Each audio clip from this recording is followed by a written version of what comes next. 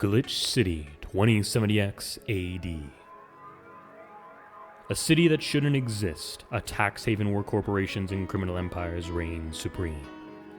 In this place, all human life has been infected with nanomachines to keep them in check. Over them stand the White Knights who ensure that a corrupt government's laws are obeyed. Here, brutality in all its forms is an everyday reality. The quality of life for the non-powerful decreases at an alarming rate. For many, this can be overwhelming.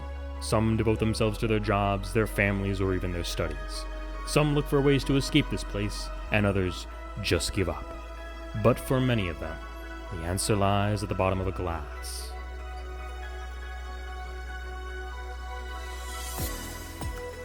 On a small road just seconds away from the main street, somewhere near the slums, you can find the HallA, the BTC certified bar coded Va-11. But that's a mouthful, so we just call it Valhalla. A small oasis in the middle of the concrete desert, a fountain of spirits waiting for tired souls. And it's here where this story unfolds.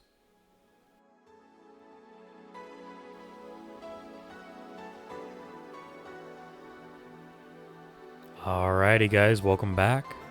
It's another day of Daily Valhalla. I hope you guys are doing good.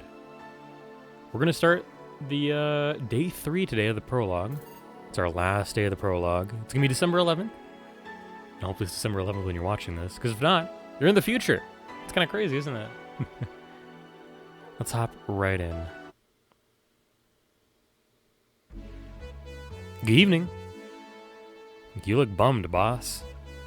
Starting tomorrow, there will be no more Corgis in our bar. Why wouldn't that be sad? Maybe because starting tomorrow, there will be no more Corgis at the bar? I wonder if the Shiba Appreciation Society might be interested in booking us.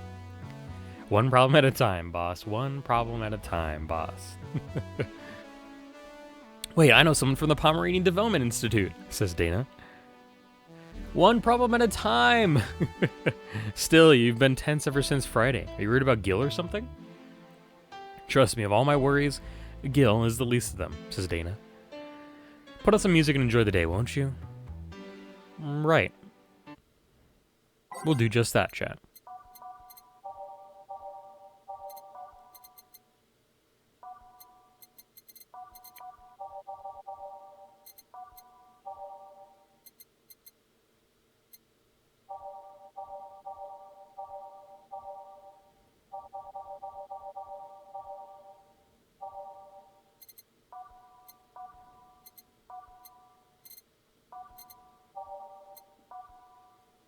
Alrighty, chat.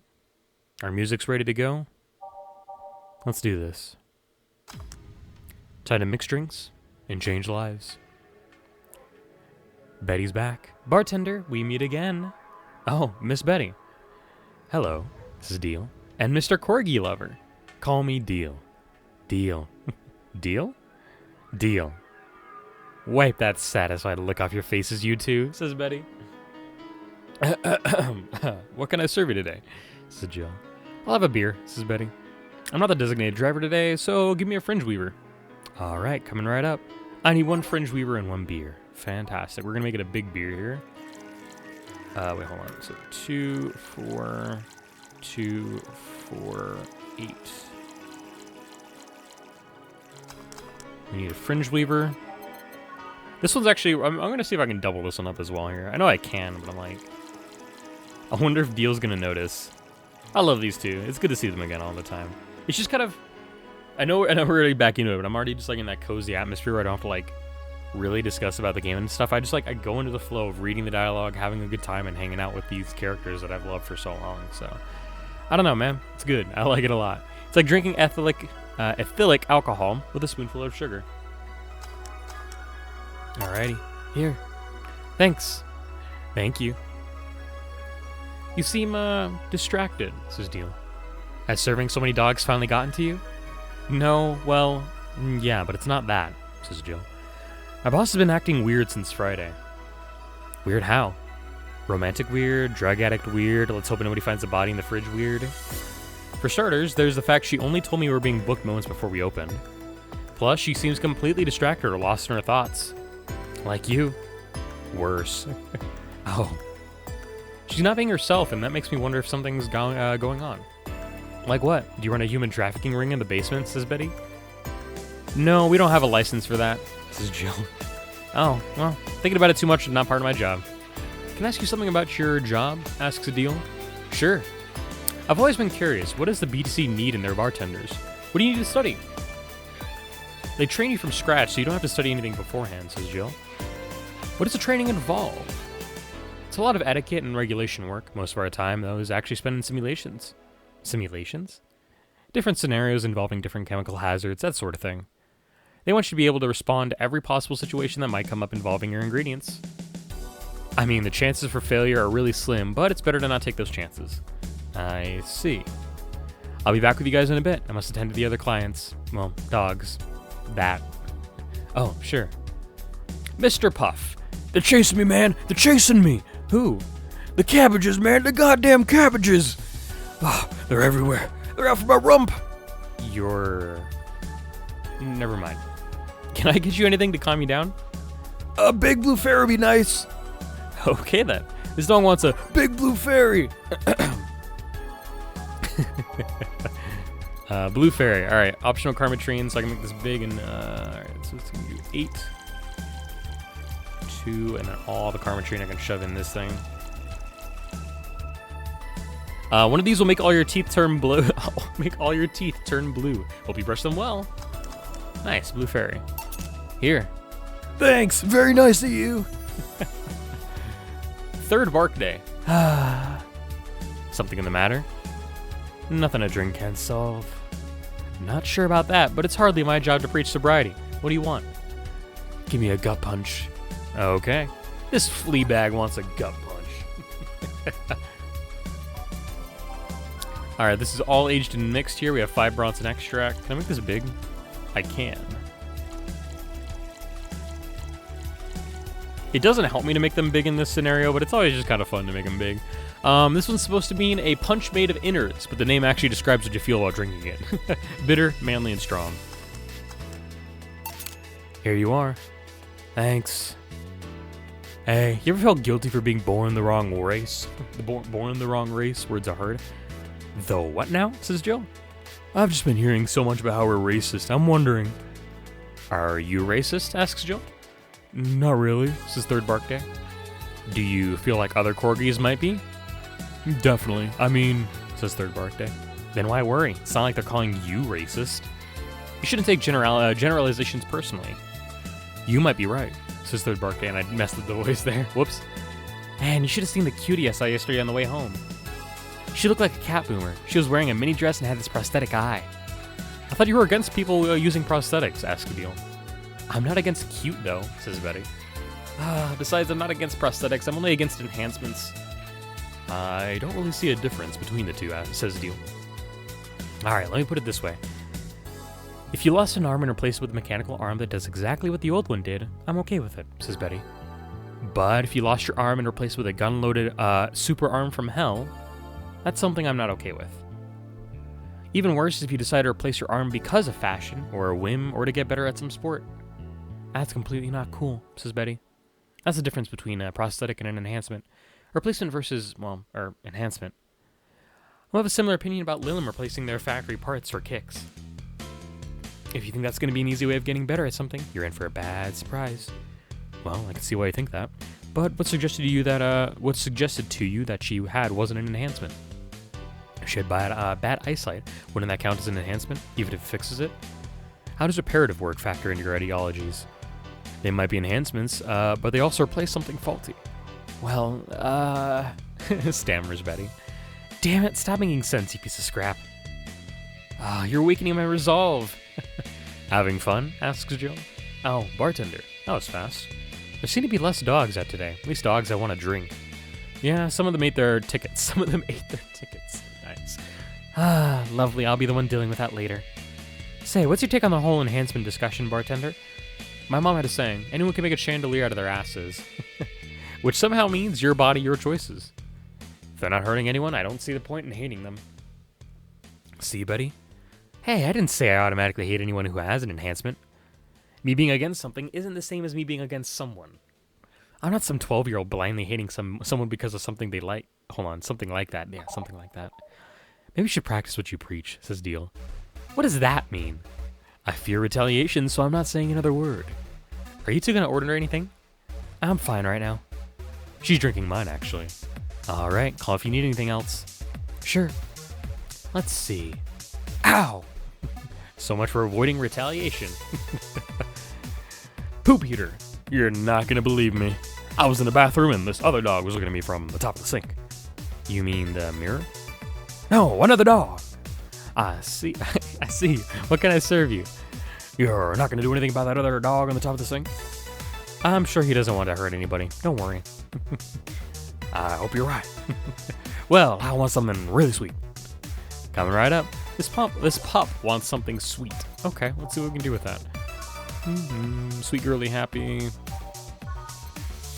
Can I do...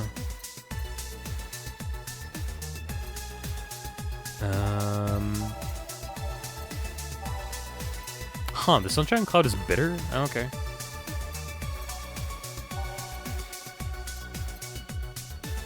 Let's do a Piano Woman for fun. I don't do these ones a lot in here in the prologue. Alright, so this is 5 Adelhyde, 5 Bronson, 2 Powder Delta, 3 Flanerdride, and 3 Karma Train. All aged and mixed.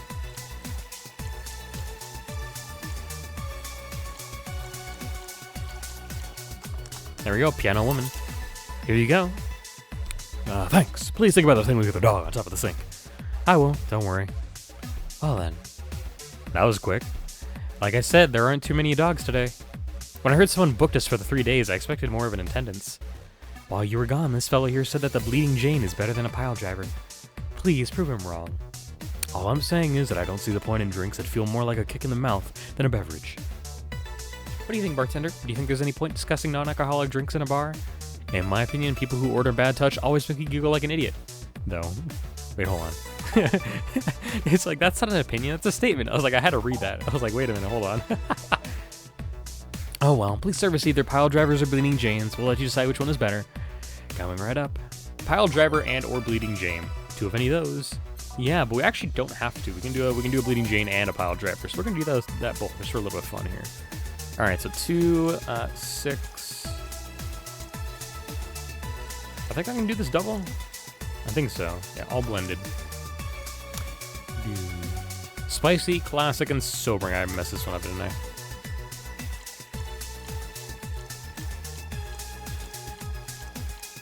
Oh no, I did that right. Okay, never mind.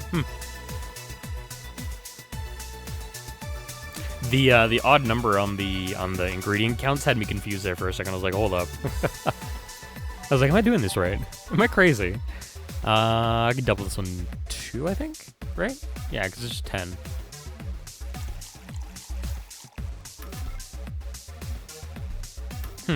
So it's kind of the same as the Bleeding Jane. It's got a it just does different numbers. So interesting. Same amount of Flanerdride and then just different amounts of Bronson Extract and Powdered Delta versus Karma Train. I never noticed that, actually. Alright, there's a Pile Driver and a Bleeding Jane. Let's serve these. No fighting this way, right? Wow, you're quite the softie, says Betty. Just kidding. Wise choice. No complaints here. How did you end up discussing that? Well, it started when I told this guy that I wasn't as crazy about the idea of working just for Corgis. Why don't you like Corgis? They're cute and fluffy and funny, and they just they just make you smile. Tell me one interesting thing about them. Legends say they were created by a fairy and that their breed was raised to fight dragons. Oh, you have to be kidding. No, actually I heard that one too. Really? Still, I can't see why you're so tired of them. I don't know, maybe because I only ever deal with them at their worst? You've only seen them in their happy state. I'm the one running feces samples and unclogging their sphincters if they eat their owner's dental floss. I'm gonna be their veterinarian, but they treat me more like a mom and not in a good way. It's like being a gynecologist.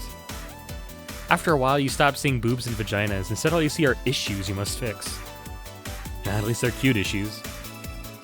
Depends. A gynecologist can't pick clients by age or preference. and Deal's talking about the Corgis. I was talking about your job. Oh, yeah, that too. Still, I don't think it's so much that I'm tired of them as it is I'm tired of you being so obsessed with them. I'm not obsessed, I'm passionate. You sleep with a Corgi plushie and have a wall dedicated to photos you've taken at the company. I'm really passionate, says Deal. Too much passion can become an issue, you know. Speaking of issues, did you talk with the directors about the whole cardigan conflict? I was going to do that tomorrow when they're all together. But I still don't see why I should be the one doing it. For starters, they don't take me too seriously. Understandable, I don't take you seriously either. I mean, in the end, they're still dogs and need someone with a strong, commanding voice. Are you saying I have a naggy voice? No, not your voice, just your entire demeanor. So I have a naggy demeanor? Asks Betty. I'm assuming you two are talking about the whole race conflict. Yeah, this is hurting them more than they think. The company might actually collapse at this rate. Which is terrible, because a couple of these dogs' families are dependent on their paychecks. Doesn't that count as unethical and unusual treatment of animals? It's a bit of a legal gray area. The dogs are doing it willingly, after all. And even if they weren't doing it willingly, the dogs aren't actually being mistreated or exploited. In fact, the company's pretty relaxed. Speaking of relaxed, how's Jurgen doing? He's fine, still complaining about his back. Still unwilling to take his medicine. Says he's not that weak. Who's this Jurgen guy? My guardian. I passed the test years ago, but I couldn't leave him. That's actually commonplace, isn't it? Lilum being unable to leave their guardians because they feel too much like family. Now, to be fair, people get attached to many things. Some even get obsessed with inanimate objects. My grandpa loved his car more than any of his sons. The one whose will left all his earthly possessions to his car, right? Yeah, that one. How do you become a words are hard. How do you become a Lilum's guardian? You fill a form with the Artificial Intelligence Council. Then they do a background check. They deem you useful to give you authorization.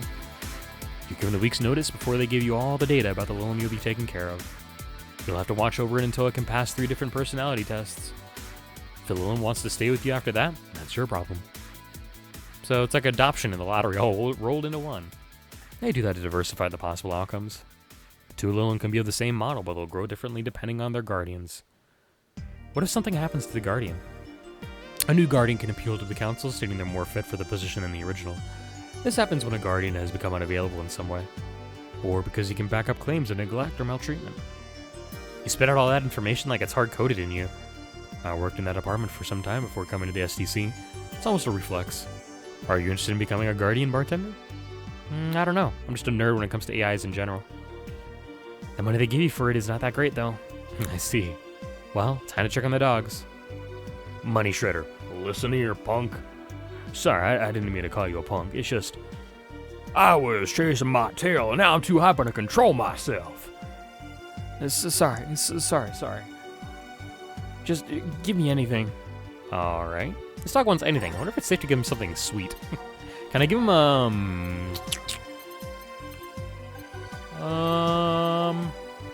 are my girly ones here? I can give him bitter, girly, and soft. Let's do this one here.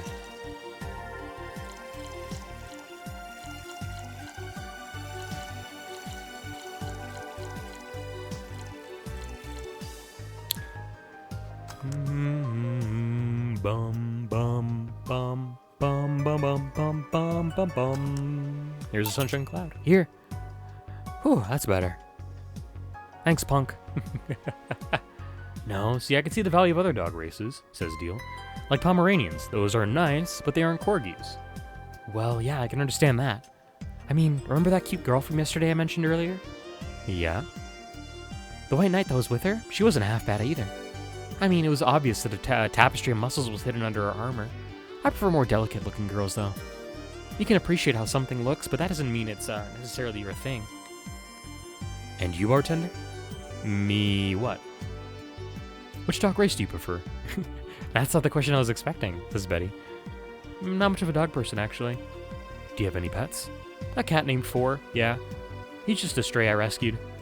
Do you like rescuing girls, too? I'm sure I should be making a witty retort right now, but I'm just gonna go ahead and say, well, no. Weird. I've always thought that the rescue fantasy was universal. Why call it Four? Four is a Lilum I met some time ago that, well, never mind. Pretty lame name if you ask me. Better than calling it Ass Hat.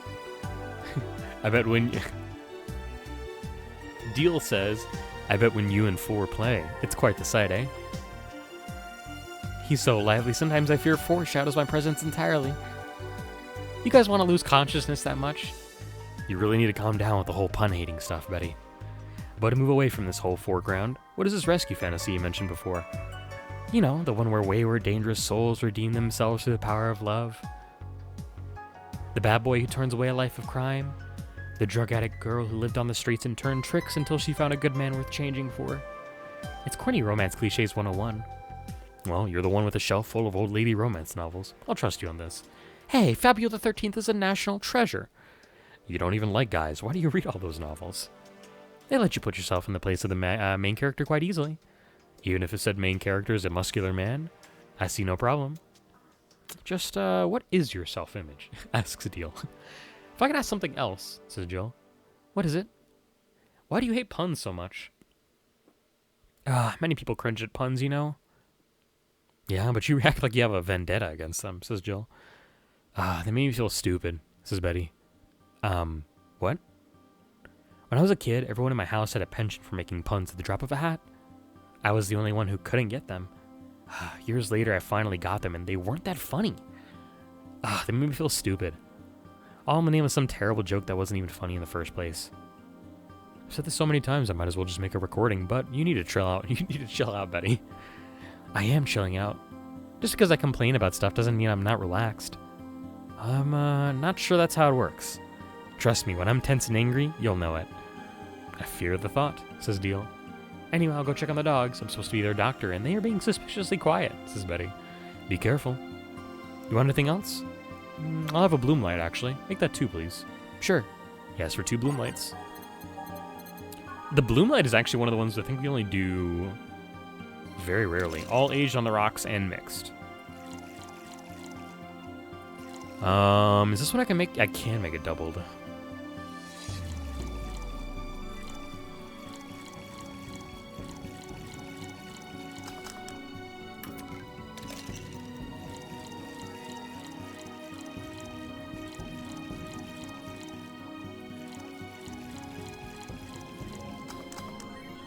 It's so unnecessarily brown as its description type. Spicy, promo, and bland. Here. Thanks. Say, you two seem to get along quite well. Well, when you are the only sentient humanoids in the entire company, kinda happens. Sentient? We have a couple of test mannequins and cardboard cutouts, so... I see. Seems there's more to it than just that, though. I mean, even if you two are the only ones of your kind, you can still hate each other. Well, I guess I'm one of the few that can stand Betty. She's a really nice person, but she doesn't sugarcoat things. Yeah, I can see that. You should see her treating those dogs. She becomes so patient and understanding, even if it's only for a little while. The dogs don't call her mom to mock her. Can dogs mock people? I don't know. Even if it's only for a little while. You're eavesdropping? So you can say nice things once in a while, says Betty. You say it like I'm the aggressive one here, says Deal. Yeah, it's nice hearing people say good things about you once in a while, you know? You should take your own advice. Maybe some other time. I'm not a hug box, says Betty. Anything happened? A dog in the bathroom got angry at his reflection on the mirror and charged into it. Luckily, nothing bad happened. It just made a dog very confused. How the hell did they get on top of the sink, says Jill. They're surprisingly agile, even with those stubby little legs. Oh yeah, I ordered you this. Ah, thanks. By the way, Betty, how's Veronica? Well, we broke up last month. What? Says Deal. Well, things were not going so well. We got too used to one another. Everything was starting to become routine. We decided to break up before things got bitter. And why didn't you tell me that before? Says Deal. Why? Did you want your turn at the Bettymobile? I don't know. I guess I just didn't want to trouble you. And after a while, it stopped feeling like it was something relevant to say. Please don't do that again. Try trusting me. Yeah, you're right. Uncomfortable silence, chat. You know what bothers me, says Jill? The fact that asking after someone's health always feels like you're walking on a floor full of glass shards. There's always this chance that the other person is not okay or even dead. What started as a legitimately fun moment can go sour. Yeah, you're right. Sorry for not trusting you, you piece of scrap. Don't worry, I understand why you did it, says Deal. Hey, now that I think about it, you sure hang out with us a lot, bartender. Well, dogs can only be so interesting, and besides, there haven't been as many dogs today. Is my presence unwanted? Not at all, especially since you're the one bringing the booze. You're like those cab drivers that like to chat all the way. But you smell better than most of them, says Deal. Thank you. Funny thing is that we are unofficially associated with a local taxi line. They're the ones that send drunkards to their homes. You seem to really, really like talking to your clients, like it's the best part of your job or something. It kinda is, says Jill. I used to sit around in crowded places like malls or bars and think to myself, each and every person here has a story. It's a humbling experience. Everyone has dreams, fears, and loved ones. If you dig deep enough, you'll realize that the gap between two random people isn't as big as you think it is. In fact, it's quite small. And in this job, you get to hear all kinds of stories. Some people just blurt it all out. Some do it while drunk. To know that no matter how similar they might seem at first glance, no two people are alike. It's fascinating. You could be a powerful information broker with all that knowledge, says Betty. Nah, not interested, responds Jill. I like to see myself more as a friendly ear rather than someone you need to be wary of. I guess there's still decent folks out there. I'm not decent, says Deal. You're critically obsessed with dogs. I'll go check if there's any other dogs who want something, says Jill. Sure. Go ahead. Gruff bucket. Quick, a beer! Okay. He wants something. Anything. He's also in a hurry. That's not actually what he said, I'm pretty sure. But I'm gonna give him a big beer.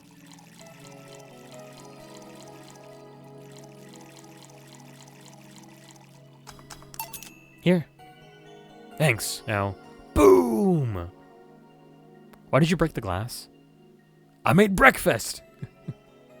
Or break fast. Get it? Because you made the drink fast and I broke it and... Go. Tough crowd. Suddenly, I understand the hate for puns, says Jill. Hey, Batrender. Yeah? Your job is a funny name. You don't say.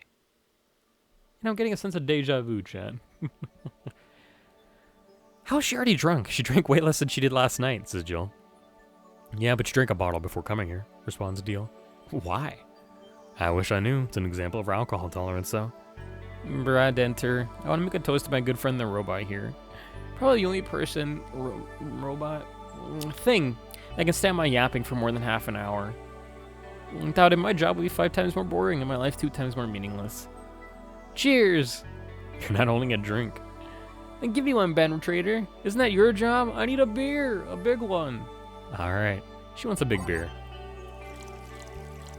I wonder if that's dependent on what you serve the dog. If she picks whatever you serve the dog. Because I just gave him a big beer. I don't think it is, but I kind of wonder if it is, you know? I don't know. Alright, cheers! I said, cheers! Cheers. Cheers. Good. A grumpy when sober and a sweetheart when drunk. Seems like she's been like this since her university years, says Deal. Oh, you make it sound like those were a decade ago, says Betty. I can understand liking the taste of alcohol, but what's so good about getting drunk? First of all, I'm not drunk. You're too happy. I'm a happy person. When drunk. Anyway, it's something you just... Oh, anyway, it's just something you can't explain. You just like it. Your body needs it. Craves it. Alcoholic. It's called being an alcoholic, says Deal. I prefer the term alcohol enthusiast. Anyway, humans actively look for things that make them feel lightheaded. Why else would they leave some poison and potentially poisonous foods like that weird balloonfish thing? Why would they eat spicy food or drink fermented milk? Seriously, how crazy does someone need to be to say, hey, let's eat this and see what happens?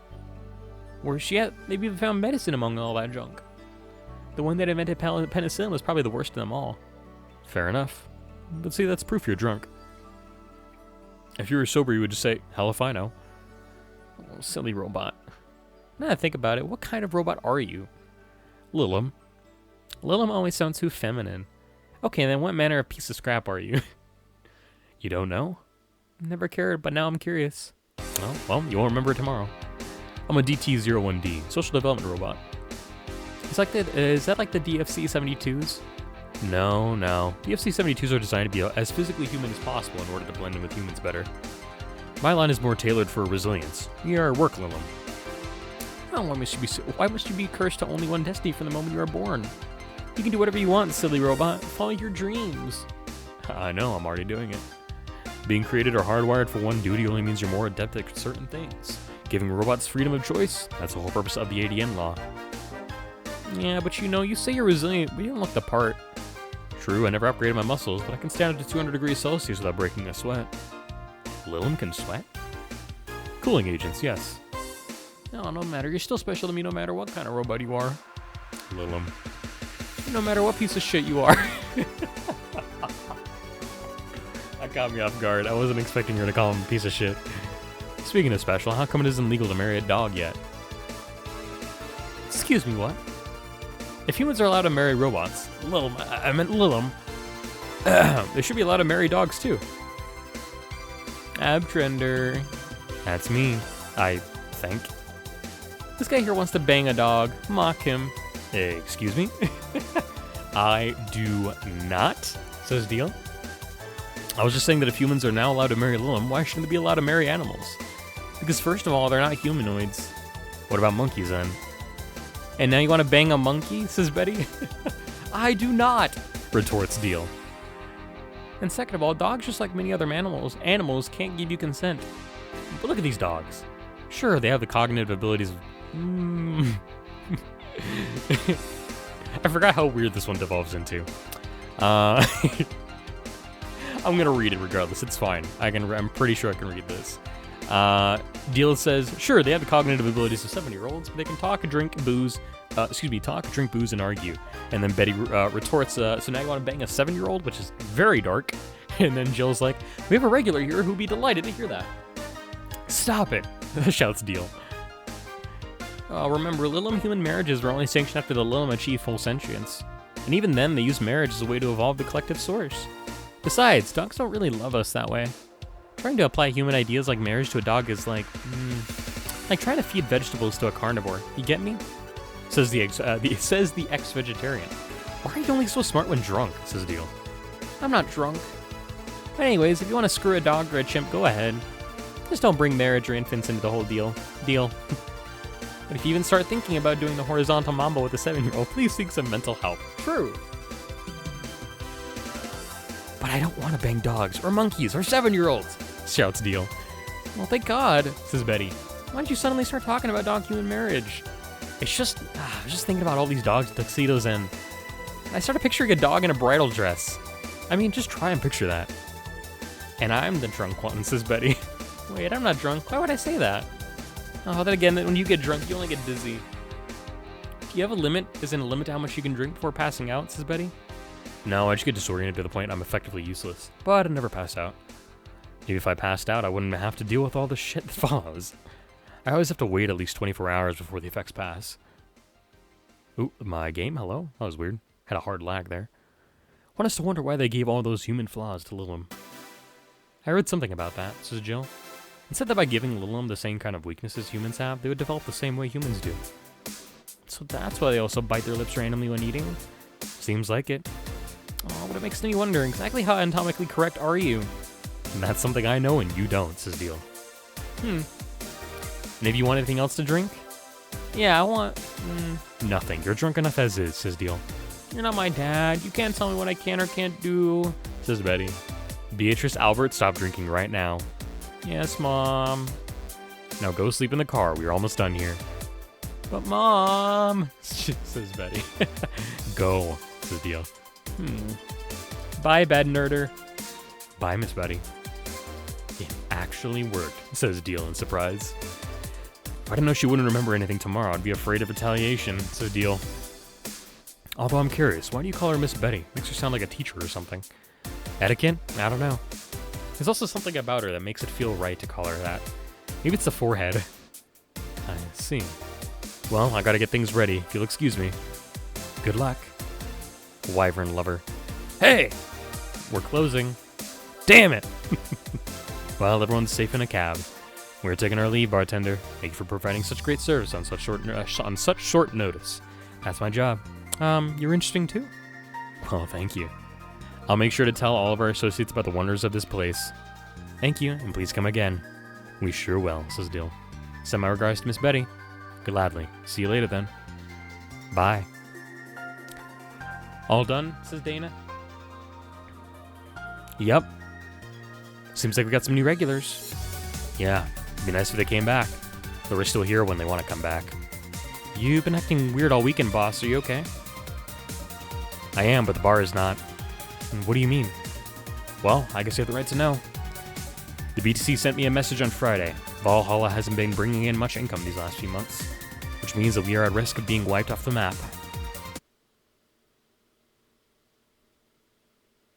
And that's it, chat.